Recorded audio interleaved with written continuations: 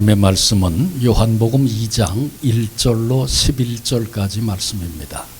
요한복음 2장 1절로 11절까지 말씀, 다 같이 살아계신 하나님의 말씀을 합독하도록 하겠습니다. 사흘째 되던 날 갈릴리 가나에 혼례가 있어 예수의 어머니도 거기 계시고 예수와 그 제자들도 혼례에 청함을 받았더니 포도주가 떨어진지라 예수의 어머니가 예수에게 이르되 저들에게 포도주가 없다 하니 예수께서 이르시되 여자여 나와 무슨 상관이 있나이까 내 때가 아직 이르지 아니하였나이다.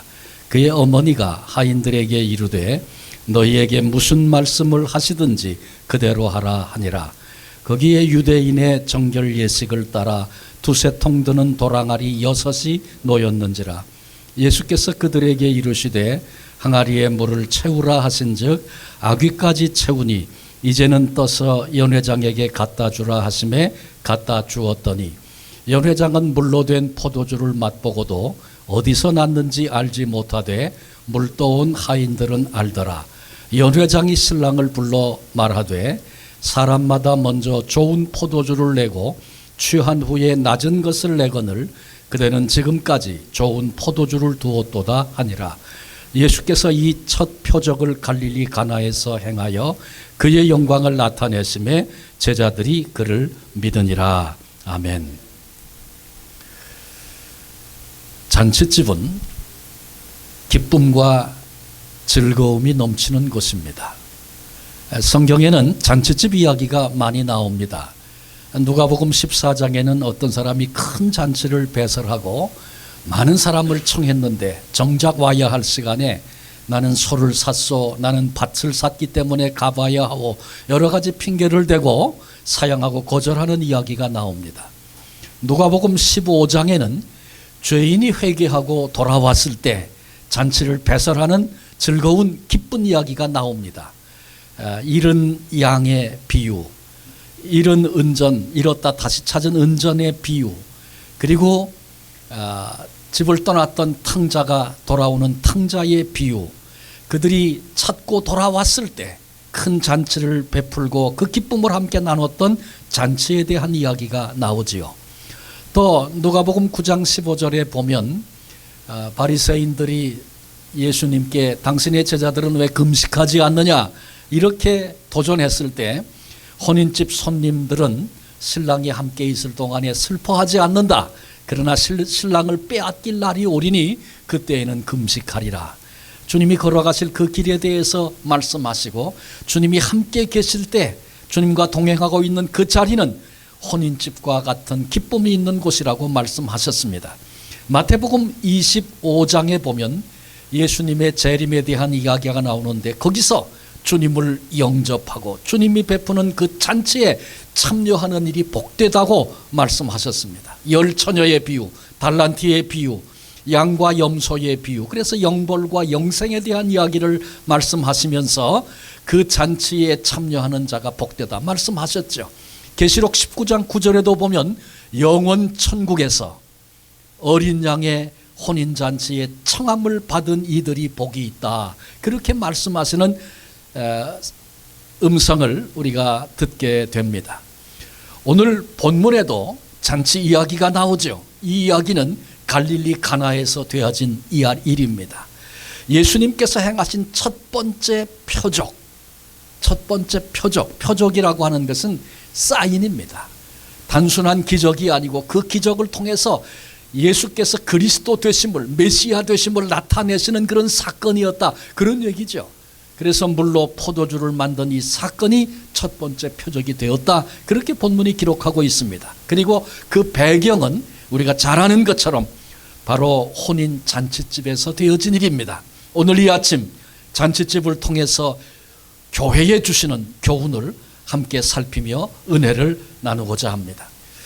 첫 번째 생각하려고 하는 것은 잔치집에도 문제가 생길 수 있다, 이 사실을 우리 모두가 알아야 합니다. 혼인은 말 그대로 즐겁고 복된 일이 아닐 수 없습니다. 인생의 새로운 출발입니다. 마땅히 소망이, 기쁨이, 행복이 넘쳐나야 당연한 것입니다. 그런데 가나 혼인잔치에 문제가 생겼습니다. 그 문제를 본문은 포도주가 떨어졌다 그렇게 말합니다. 유대인들은 부자는 혼인잔치를 한 달씩 계속해서 한다 그래요. 그리고 가난한 사람도 최소한 일주일 동안 이 잔치를 계속한다는 것입니다. 특별히 혼인잔치집에 포도주가 주는 의미가 있습니다. 그것은 기쁨 그리고 행복 이런 것들을 상징합니다. 영적인 의미로 포도주는 성령을 뜻한다. 우리가 이해하고 있는 부분입니다. 그런데 가나 혼인잔치집에 포도주가 떨어졌습니다. 왜 그랬을까요? 어쩌면 그들이 가난해서 준비가 부족했을까요? 아니면 예상보다 손님들이 많이 왔기 때문일까요? 아니면 계산을 잘못했기 때문에 이런 일이 생겼을까요? 아무튼 혼인잔치집에 포도주가 떨어졌습니다. 이것은 혼인집의 수치가 됩니다. 잔치는 그때부터 파장을 맞게 되고 신랑 신부는 씻을 수 없는 깊은 상처를 입게 되는 것입니다. 여러분, 이것이 인생입니다. 마음껏 기뻐하고 마음껏 행복해야 할 바로 그 시간에 원치 않는 뜻밖의 문제가 찾아오고 고난과 시련이 찾아오는 것, 이것이 인생임을 우리는 우리의 삶의 경험을 통해서 충분히 이해하고 있고 알고 있는 것입니다. 교회를 천국 잔치집에 비유합니다. 그러니 이론적으로 따지면 천국 잔치집, 언제나 즐거움이 기쁨이 넘쳐나는 곳이어야 합니다. 하나님이 구원하시려고 불러내심을 받은 이들이 모인 곳, 은혜 받은 이들이 모인 곳, 그러니 언제나 구원의 기쁨, 구원의 감격이 넘쳐나야 마땅하지 않겠습니까?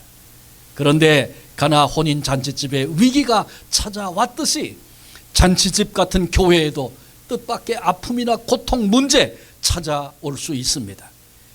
여러분, 이것이 지상교회의 한계입니다. 과거에도 그랬고 현재도 그러하고 앞으로도 그럴 것입니다. 이 사실을 모르면 고난과 문제가 아픔이 찾아왔을 때 실망하기도 하고 시험에 빠지는 그런 일들 보게 됩니다. 예측하고 그럴 수 있다는 것 알아야 된다는 것이죠.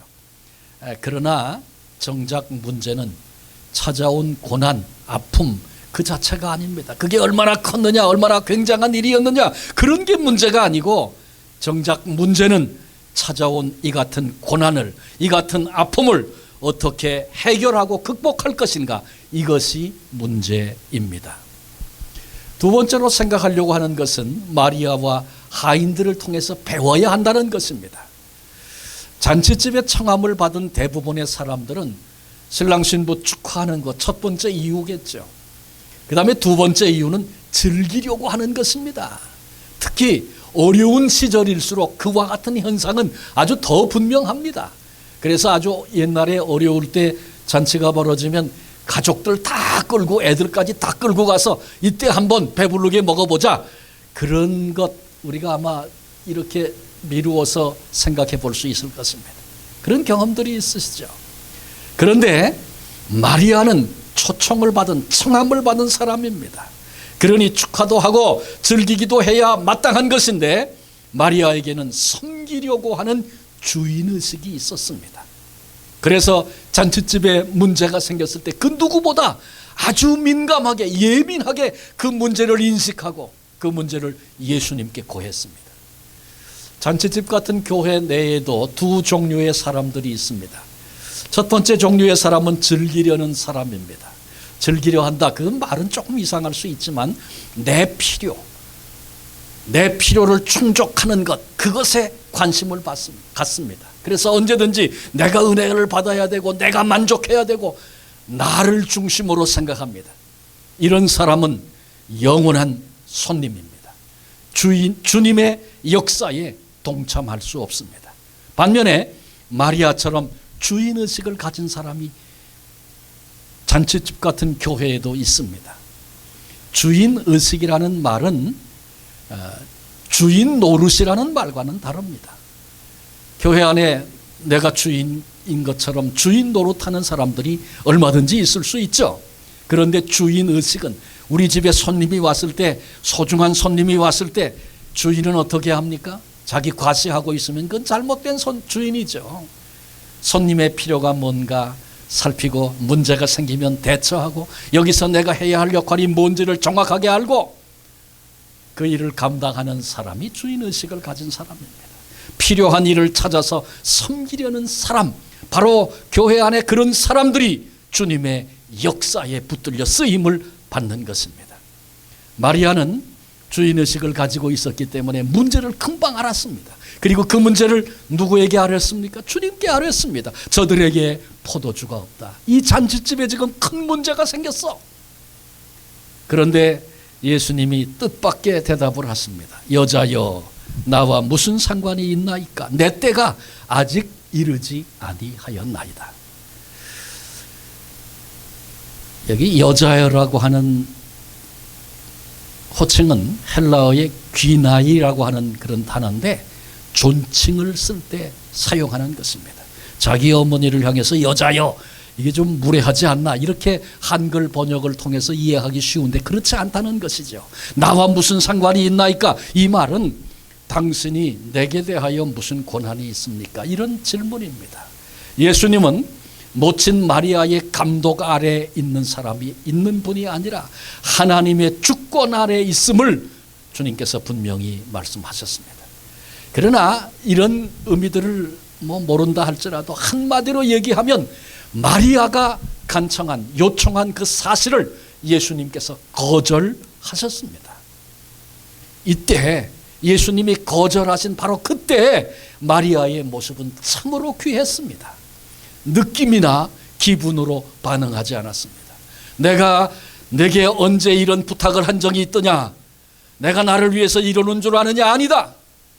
불쾌하다든지 실망했다든지 그런 것으로 반응하지 않았습니다. 오히려 그때 마리아는 하인들을 불렀습니다. 너희에게 무슨 말씀을 하시든지 그대로 하라. 주님을 향한 이 마리아의 그 마음속에 있는 고백 때문에 마리아는 이렇게 말할 수 있었습니다. 주님께서 어떤 모습이든지 이 위기를 도울 것이다.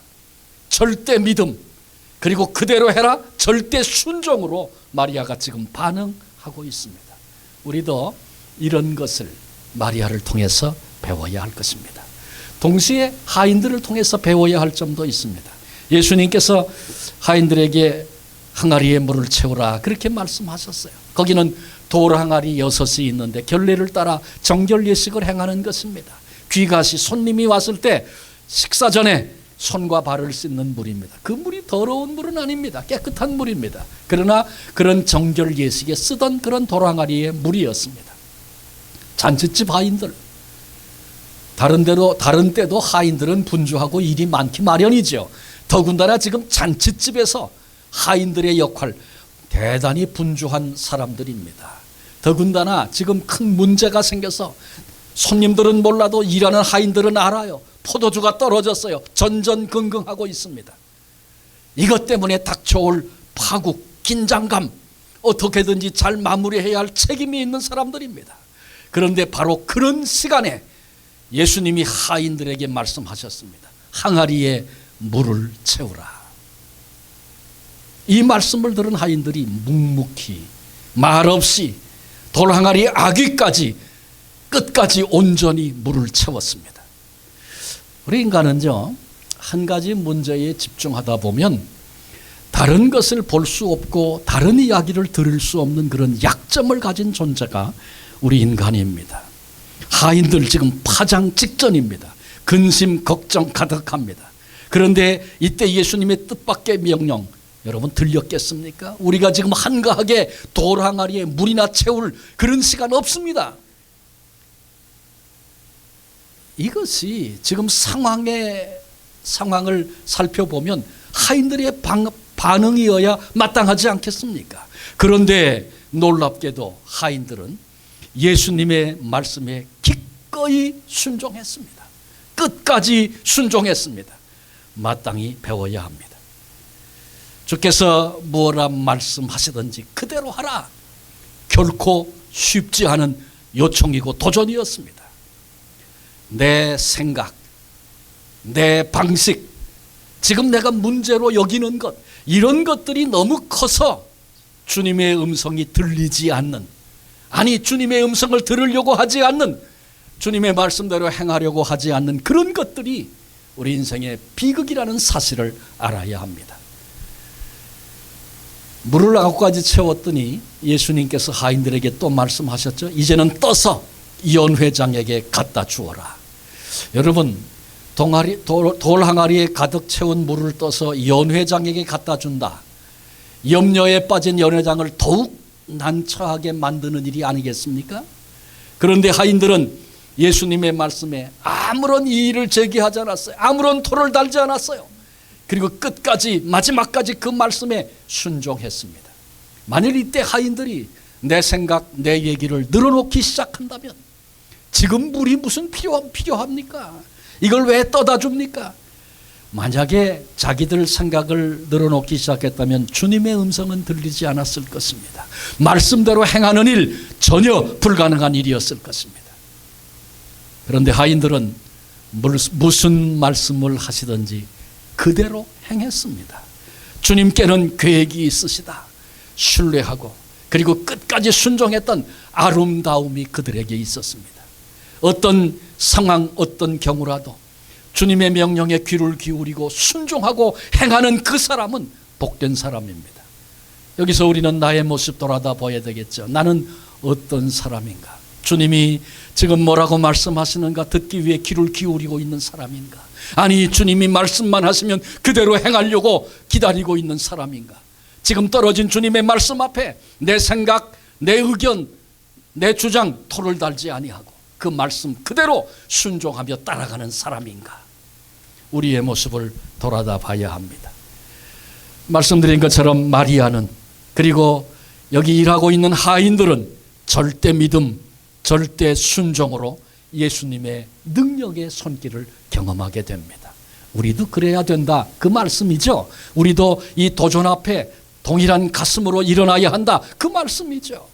우리 주님은 전능하신 하나님이시니 절대 믿음을 가지고 주님 방법이 있고 주님이 계획하신 선하신 일이 있고 주님이 이끌고 가실 그와 같은 마지막 결론이 있다는 사실을 절대적으로 신뢰하고, 그랬기에 오늘 그 말씀 앞에 순종하고 따라갈 수 있는 삶이 저와 여러분 우리의 삶이 되어야 한다, 그 말씀입니다. 마지막 세 번째로 결론을 생각해 보려고 합니다. 결론 언제나 중요합니다. 왜냐하면 결론이 모든 것을 말해주기 때문에 그렇습니다. 예수님께서 물을 포도주로 변화시키셨습니다. 잔치집에 참여했던 모든 사람들이 변화된 포도주를 마시고 기쁨이 충만합니다.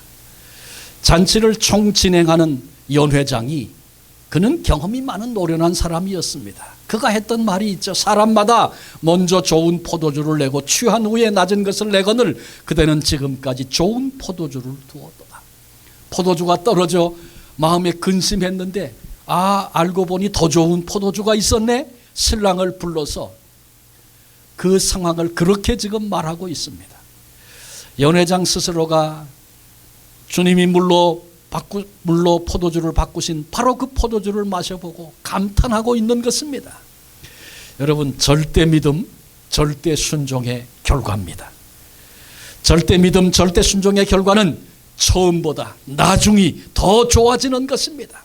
기쁨과 즐거움이 모든 사람에게 넘치는 것입니다. 마귀가 쓰는 전략이 있습니다. 마귀가 쓰는 전략은 처음에는 우리에게 좋은 듯 합니다. 그렇게 가면 행복할 것 같고 그렇게 하면 모든 것을 다 차지할 것만 같습니다. 그런데 그 일이 종국에는 쓰리고 비극적인 이야기로 끝을 맺게 됩니다. 반면에 우리 주님이 일하시는 방식이 있습니다. 처음에는 힘들어 보입니다. 어려워 보입니다. 손해가 될 것 같습니다. 심지어는 망할 것 같습니다. 그런데 놀랍게도 나중은 점점 더 좋아지는 그런 방식이 우리 주님이 일하시는 방식입니다. 주님은 물을 포도주로 변화시키셨습니다. 죄인을 의인으로 바꿔주십니다. 옛사람을 새사람으로 변화시키시는 분입니다. 마귀의 자녀를 하나님의 자녀로 바꾸어 주시는 분이시죠. 어둠을 빛으로 사망을 생명으로 변화시키시는 분입니다. 무식했던 베드로, 물고기 잡던 베드로, 그를 일어나 가르치는 베드로로, 사람을 낚는 베드로로 주님이 변화시키시고 바꾸어 주셨습니다. 우리는 압니다. 사울이라고 하는 사람이 그리스도인들을 얼마나 핍박했고 그들을 잡아 죽이는 일에까지 당연하다고 여기며 행했던 그런 사람이었던 것을 압니다. 그런데 그 사울이 예수님을 만나고 변화받아 바울이 되었다는 사실 잘 알고 있죠. 복음 증거하는 일에 있어서, 그리스도의 십자가와 부활의 증인됨에 있어서 그를 능가할 사람이 없다고 그렇게 말하고 그 일에 우리가 다 동의할 수밖에 없는 그런 존재로 사울이 바울로 변화됐습니다. 누구 안에서? 예수 그리스도 안에서. 주님이 일하시는 방식을 따라서 이런 놀라운 변화를 그가 경험하게 된 것입니다. 그렇습니다. 주님께로부터 오는 축복은, 주님께로부터 오는 은혜는 시간이 경과할수록, 세월이 흘러갈수록, 나이가 들수록 처음보다 나중이 잘 되는 그런 복입니다.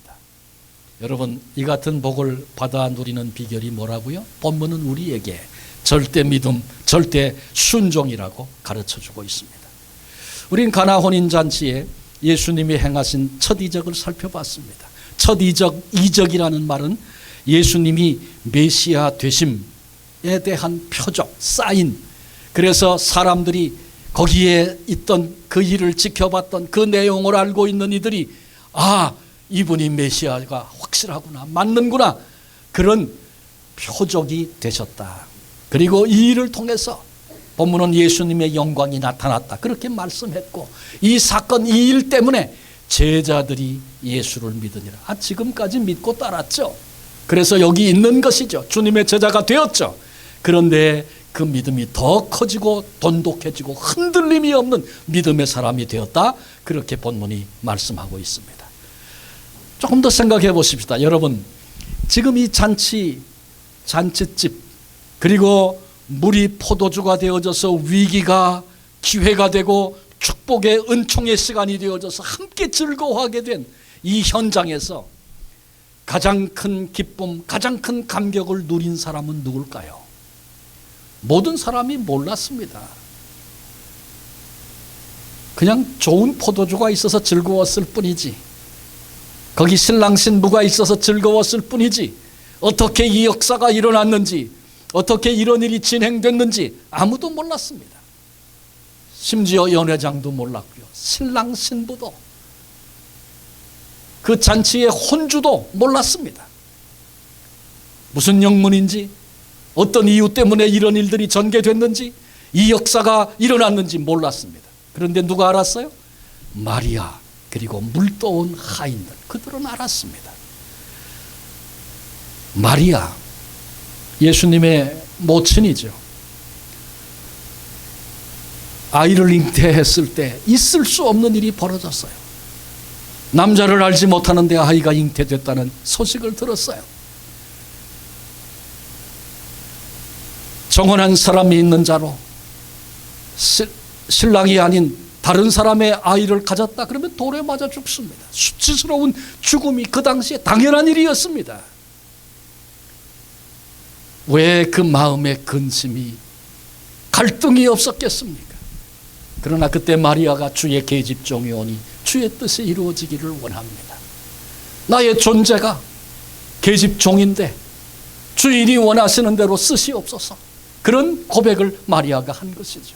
문제는 정혼한 요셉 문제가 아니었겠습니까? 요셉, 그때 성경에 우리 말씀 살핀 바 있어요. 요셉이 그때 갈등했어요. 요셉은 아주 신중한 사람이고 무슨 문제든지 선한 방식으로 풀려고 했던 사람이었습니다. 얼마나 억울한 일입니까? 정혼한 사람이 자기도 모르는 아이를 가졌으니 그게 있을 수 있는 일입니까? 젊은 피가 끓는 청년으로서 감당하기 어려운 그런 시험이고 도전이었습니다. 그러나 그는 깊이 생각을 하고, 내가 모르는, 나보다 더 사랑하는 사람이 마리아에게 있는가 보다. 이 사실을 밝혀서 저를 돌로 쳐 죽이는 일 할 수 없다. 내가 은밀히 그를 그냥 보내어 더 사랑하는 사람이 있다면 가서 행복하게 살아라, 보내리라, 그렇게 결정했습니다. 그런데 그 밤에 천사가 나타났죠. 마리아 데려오기를 두려워하지 말아라. 저에게 잉태된 아이는 성령으로 말미암아 된 것이다. 요셉이 이 꿈을 꾸고 즉시 가서 마리아를 데려왔습니다. 그 말씀 앞에 그대로 순종했습니다. 그리고 성경은 그렇게 말하죠. 혼인하고 동침치 아니했다. 아이를 낳기까지, 아기 예수를 낳기까지 동침치 아니했다. 요셉의 태도와 자세가 어떠한가를 우리에게 잘 보여주고 있는 그런 이야기입니다. 그러나 인간 마리아로서의 입장을 한번 생각해 볼까요? 사랑하는 사람의 아이, 사랑하는 사람의 아이를 잉태하고 그 아이를 낳고 싶은 것, 그건 모든 여인의 동일한 생각이 아니겠습니까? 물론 요셉이 되어진 일을 이해하고 그리고 그것을 용납하고 받아들인 거 마리아도 압니다. 그러나 인간 마리아로서 평생 자기 남편을 대할 때마다 요셉의 아이를 낳기 전에 사람의 논리로는 설명할 수 없는 아이를 낳게 된 인간적인 미안함이 요셉에게 있지 않았겠습니까? 이 가나의 혼인잔치 이때는 요셉은 이미 사망했을 때입니다. 아마 아까 그랬죠. 표적이라고 물로 포도주를 바꾼 이 사건은 예수께서 메시아 되심을 증거하는 그런 표적이었다고 말씀을 드렸죠. 인간 마리아로서 이 사건을 지켜보면서 처음 일어난 메시아됨의 표적을 보면서 아마 마리아가 그때 하늘을 쳐다보면서 그랬을지 모르겠어요. 요셉 봤지요? 내가 마음 인간적으로 요셉에 대한 미안함, 그런 생각들, 그런데 그것이 온전히 하나님의 행하신 일이었으며 아기 예수가 이제는 메시아로 그것을 표적으로 증거하고 나타내는 첫 번째 사건을 대면하면서 마리아의 마음속에 그런 외침과 그리고 주시는 그런 위로가 마리아에게 있지 않았겠습니까? 그래요. 누구보다 위로와 감격, 기쁨을 누리는 마리아였습니다. 동시에 하인들입니다. 기적을 경험하게 되고 본문은 물떠온 하인들은 알더라. 순종하는 이들에게 주시는 비밀이요 축복입니다. 어떤 분은 그래서 이렇게 말했어요. 순종은 기적의 협력자다. 그렇게 말했어요. 기적은 하나님이 행하시는 것이죠. 그런데 순종이 그 기적을 행하는, 협력하는 그런 도구로 사용된다. 그 말씀입니다. 쉽게 얘기하면 오병이어 사건을 기억하잖아요. 예수님 앞에 누가 그걸 내놨어요? 한 소년이 내놨어요. 소년이 내놓은 건 오병이어 보잘것없는 그것이었어요. 그런데 우리 주님은 이 소년으로부터 받은, 이 어린아이로부터 받은 오병이어를 축사하시고 떼어 나눠주기 시작하는데 수천 명이 먹고 많은 것을 남기는 그런 기적의 그 이야기를 우리는 다 기억하고 있잖아요. 한 아이의 순종, 이것이 주님의 기적을 이루어 나가는 좋은 협력의 도구가 됐고 그렇게 쓰여졌다는 그런 이야기죠. 나사로야 나오너라. 주님이 그렇게 말씀해서 돌을 옮겨 놓아라. 아니 돌을 왜 옮깁니까? 그렇지 않아도 지금 슬퍼서 어쩔 줄 몰라 하는 자매들이 안 보입니까? 이제 겨우 마무리하고 나왔는데 다시 열날이요. 그러지 않고 돌을 옮겨 놓으라. 순종해서 돌을 옮겨 놓았어요. 나사로야 나오너라. 주님이 말씀하실 때 죽은 나사로가 일어나 걸어 나오는 영광스러운 사건을 사람들이 목도하지 않았습니까? 그때에도 주님의 말씀에 그대로 순종했던 그 순종이, 물론 뭐 순종 안 했다고 주님이 그 일을 못 이루시겠습니까? 많은 놀랍게도 주님의 말씀 앞에 순종했던 그 손길들이 이 놀라운 기적의 협력자가 되었다는 아름다운 부분을 우리는 놓치지 말아야 합니다. 주님이 행하신 이 첫 번째 표적의 마리아와 하인들의 절대 믿음, 절대 순종, 이것이 귀하게 사용되어져서 남들이 모르는 그 큰 기쁨을 맛보고 누리게 되었다. 본문의 결론이죠. 가나의 기적, 그 시대의 일회적인 사건으로 끝나지 않습니다. 오늘날에도 우리 문제를 예수님께 맡기고 우리가 기도하지 않습니까? 우리에게도 필요한 것이 있습니다. 기도하고 맡겼는데 믿음이 없어.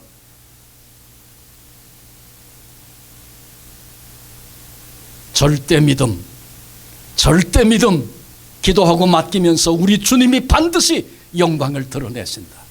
하나님의 이끄심, 주님의 계획하심은 선한 것이고 반드시 합력하여 선이 되게 하시고 주님의 영광을 나타내실 것이다. 이 절대 믿음이 기도하는 우리들에게 필요한 부분입니다. 우리에게도 있어야 할 것입니다. 그리고 그 다음에 필요한 건 절대 순종이죠. 무슨 말씀을 하시든지 내 머리로는 이해가 안 돼. 그렇게 가면 거꾸로 가는 것 같아. 그렇게 가면 망할 것 같아. 그래도 무슨 말씀을 하시든지 그대로 하리라. 이런 태도, 이런 자세가 필요합니다. 사실 절대 믿음과 절대 순종은 같은 동일한 것의 다른 표현일 뿐입니다. 절대 믿음을 가졌는데 순종이 안 나올 수 없습니다. 순종하는데 믿음이 없는 순종이 될 수 없는 거예요. 그래서 절대 믿음과 절대 순종은 함께 갑니다. 그럴 때 주님이 영광을 받으시며 반드시 승리케 하실 줄로 믿습니다. 우리 교회도 이 원리를 이해하고 붙잡아야 합니다. 잔치집과 같은 교회, 오늘 설교 제목입니다. 주님의 몸인 교회, 반드시 이루어야 할 주님의 영광이 있지 않습니까? 주님의 영광을, 우리 교회를 통해서 주님이 영광을 받으신다. 주님의 영광을 우리의 마음에 품고 때로는 개인적으로 내가 아프고 힘들고 내려놓고 싶은 그런 순간을 만나도 여전히 주님의 영광 끌어안고 주님을 사랑하듯 교회를 사랑하며 위하여 힘을 다해 기도하고 섬김으로 우리 주님이 반드시 이루시는 귀한 역사 가운데 아름답게 쓰임받는 복된 성도들 한 분 한 분 되어지시기를 주님의 이름으로 축원합니다. 기도하시겠습니다. 하나님, 우리는 말씀을 통해서 오늘 가나의 혼인잔치에 있었던 주께서 메시아 되심에 대한 표적, 한 사건을 우리들이 살폈습니다. 우리들의 지각을 열어주시고 우리의 눈을 열어주셔서 이 말씀 속에 담겨있는 비밀들 깨닫는 저희들 되게 하시고 이 비밀을 깨닫는 우리 교회가 되게 해 주옵소서. 잔치집에도 문제가 생길 수 있다는 이 사실을 늘 잊지 않고, 그래서 어떤 어려움이 있는가, 어떤 문제가 우리 앞을 가로막고 있는가, 마리아와 같은 주인의식을 가지고 살피는 지혜가 우리에게 있게 해 주옵소서. 무슨 말씀을 하시든지 그대로 행하라. 절대 믿음과 절대 순종, 오늘 우리가 말씀을 통해 살폈습니다. 하나님, 우리 속에도 우리 가슴에도 우리의 연약함, 우리의 부족됨, 우리의 무지함 이런 것이 있다 할지라도 우리 주님은 전능하신 분이시고 전능하신 하나님이시고 그리고 우리를 향해서 선한 계획을 세우시고 우리를 그렇게 이끌고 가신다는 우리 주님이심을 늘 가슴으로 확인하며 이 믿음의 고백을 가지고 반드시 주께서 주의 영광을 이루시리라, 합력하여 선이 되게 하시리라, 이 절대 믿음이 우리 속에 불같이 일어나 주께서 무슨 말씀을 하시든지 이 시대에도 이 어려운 때에도 그리 행할 수 있는 하나님의 사람들이 되게 해 주시옵소서. 우리 온 세상 교회를 붙드시고 축복하시고 아버지 하나님, 이루고 있는 지체들, 연약하고 노쇠하고 또 지금도 질병 가운데 고통하고 있는 이들 여기저기 있사오나 그러나 주님, 우리 속에 주님을 향한 절대 믿음으로 주님이 뭐라 말씀하시든지 내가 행할 수 있는 것 지극히 적다 할지라도 그 말씀대로 그대로 순종하며 따라갈 수 있는 절대 믿음, 절대 순종 우리에게 부어주셔서 이 마지막 시대에 주님을 기쁘시게 해드리며 주님이 메시아이심을 이 시대 이 땅에 나타내며 그렇게 살 수 있는, 주님이 행하실 그 일을 기대하며 날마다 달려가는 그와 같은 생명 있는 교회가 되도록 하나님 축복해 주시옵소서. 우리를 위해 십자가의 고난까지 받으신 하나님께, 하나님께서 독생자까지 우리에게 주셨는데 무엇을 아까워하시겠는가 다시 확인하며 그래서 믿음으로 담대히 구하며 하나님 주께서 행하실 그 일을 오늘 기대하며 오늘 손과 발을 들여 순종으로 나아갈 수 있는 그런 교회가 되게 하소서. 우리는 할 수 없고 우리가 이룬 것은 부끄럽고 초라한 것뿐이지만 주님이 붙들어 주님이 쓰심으로 가나 혼인잔치에 그 주님의 나타났던 그 영광과 기쁨이 우리에게도 경험될 수 있도록 우리 교회와 지체된 우리 한 분 한 분 그렇게 사용해 주시고 주님이 영광을 받아 주시옵소서. 감사 찬양을 주님께 돌리옵고 귀하신 예수님의 이름으로 기도합니다. 아멘.